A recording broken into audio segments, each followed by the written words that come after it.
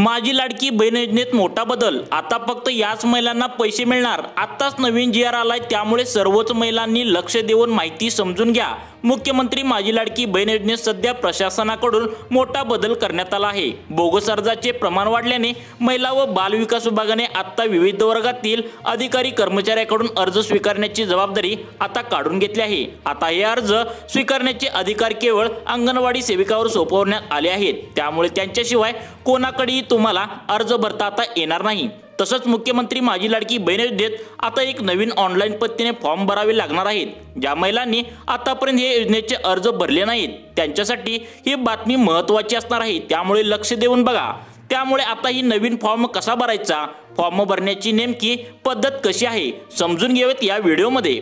लाडकी बहीण योजनेत सरकारने नवीन जी आर काढला आहे। या जी आर नुसार आता सरकारने लाडकी बहीण योजनेची मुदत 30 सप्टेंबर पर्यंत वाढवली आहे। त्यामुळे आता ज्या महिलांचे अर्ज रद्द झाले आहेत किंवा ज्यांनी अजूनही अर्ज भरलेले नाहीत त्यांना योजनेचा आता लाभ घेता येणार आहे। नवीन फॉर्म भरण्यासाठी तुम्हाला मुख्यमंत्री माझी लाडकी बहीण योजनेच्या अधिकृत वेबसाईटवर जायचं आहे।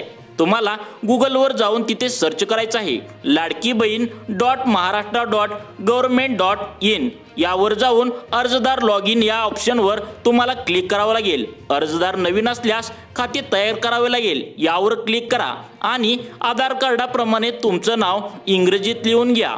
सर्वात महत्त्वाचं म्हणजे तुमच्या आधार कार्डवर जसं नाव आहे तसंच तुम्ही तिथं लिहायचं आहे। त्यानंतर मोबाईल नंबर टाकून पासवर्ड सेट करा। अनेक लाडक्या बहिणीला पैसे न मिळण्याचं कारण म्हणजे त्यांनी त्यांचा मोबाईल नंबर आधार कार्डला लिंक केलेला नाही। त्यामुळे तुम्ही पण आधार कार्डला जर मोबाईल नंबर लिंक केलेला नसेल तर ते पहिलं काम तुम्हाला करायचं आहे, तरच तुम्हाला पैसे मिळतील।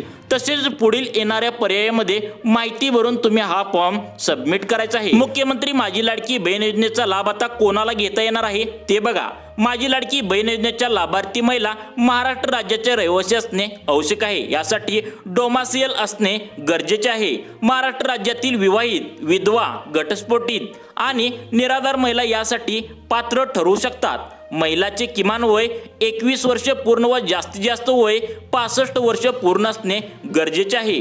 माझी लाडकी बहीण योजनेअंतर्गत लाभ घेणाऱ्या महिलेचे बँकेत खाते असणे गरजेचे आहे आणि या बँक खात्याला तुमचा नंबर लिंक असला पाहिजे। लाभार्थी कुटुंबाचे वार्षिक उत्पन्न 2.5 लाखापेक्षा जास्त नसावे, तरच तुम्हाला या योजनेचा लाभ आता घेता येणार आहे। मित्रांनो, अशाच प्रकारच्या माहितीपूर्ण व्हिडिओसाठी लाईफ चेंज मोटिवेशन या आमच्या योजनांच्या चॅनलला नक्की सबस्क्राईब करा।